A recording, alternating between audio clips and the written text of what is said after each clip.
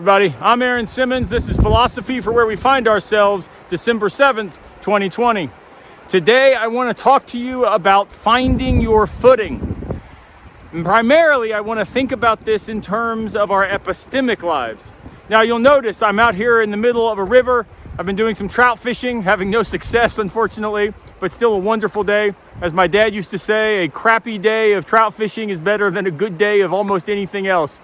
So as I've been navigating this whitewater, I continue to have to place my feet very strategically. Now, I have some pretty extreme boots on that have felt soles, and they have actually steel studs screwed into the bottom, so I get as much grip as is possible. But nonetheless, sometimes a rock I think was stable turns out not to be. Or I'll put my foot somewhere and it will sink down into the sand rather than staying firm on top. This got me thinking about the importance of finding our footing in the river as an analogy to finding our footing in our epistemic lives. I want to think about the idea of foundationalism. Classical foundationalism is the epistemic theory that our beliefs are grounded on some sort of self-evident, incorrigible belief.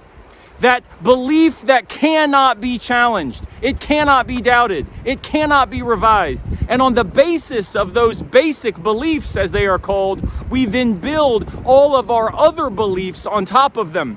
Those other beliefs then become inferentially justified on the basis of those basic beliefs, which are themselves non-inferential.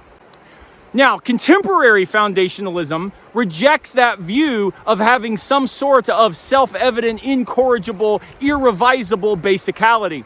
And instead, we get views like modest foundationalism, minimal foundationalism, revisable or fallibilist foundationalism. I've even proposed deconstructive foundationalism.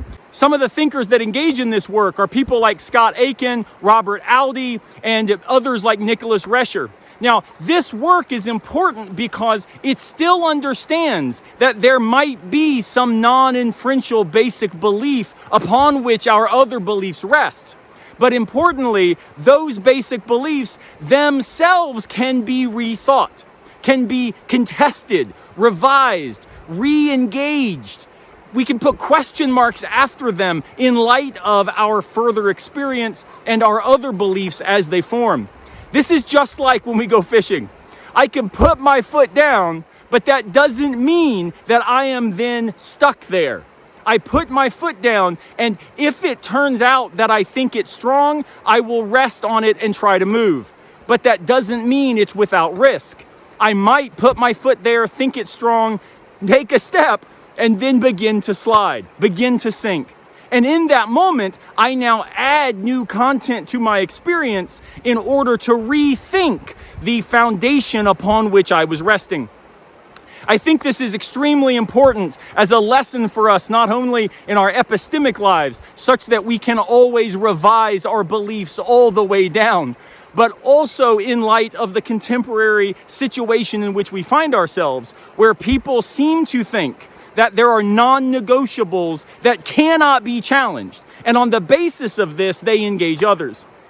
It would be much more productive, I think, if, like when we fish, we do our best to negotiate the water at all times. We do put our feet down. We do take the risk. We do place and step and move forward.